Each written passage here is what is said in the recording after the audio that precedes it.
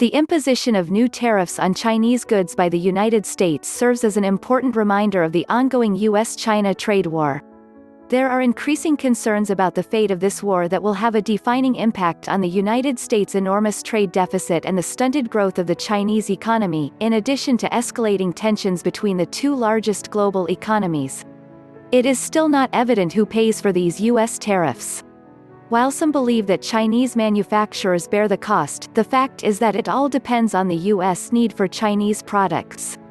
So, the intensifying trade wars between the two may ultimately add extra costs for U.S. consumers and result in a hike in the prices of products imported from China. Since China is still the largest trade partner of the United States, a small percentage of Chinese companies have reduced their prices to sustain their business relationships with their American counterparts. However, Chinese exports to the United States dropped by 9% in Q1 2019, causing considerable damage to U.S. companies and augmenting concerns about the Chinese economy. Importing from other locations or relying on local products is not an easy fix for the United States due to China's firm standing as a global economic power. The Americans have not adopted a viable approach towards negotiation, and neither have the Chinese, who responded in kind, by imposing tariffs on U.S. goods. The best way to resurrect the relationship is an open-ended negotiation that would allow both parties to explore how to collaborate as trade partners that empower each other in addition to benefiting the world's nations. However, the circle of disagreement has only widened in recent months, resulting in a decline in sales across industries and unnecessary losses. What is the position of countries of the GCC region on this trade war? These countries are strategic allies of the United States and have strong economic ties with China at the same time. So far, their trade relations with either China or the U.S. have not witnessed any tangible adverse consequences. Furthermore, none of the countries has entered any serious negotiations with either party to reevaluate their trade relations. However, the long-term economic impact remains to be seen.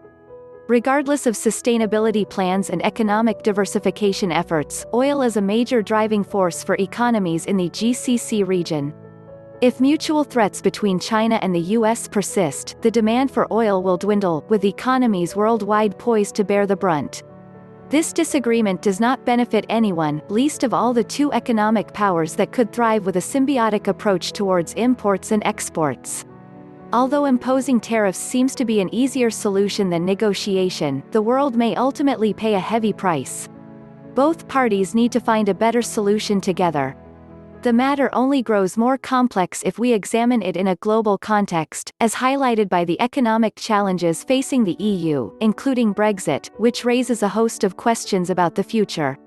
Brexit has caused a state of uncertainty for the past 3 years that may redefine the economic relationship between the UK and countries of the GCC region and pave the way for a wider range of free trade agreements.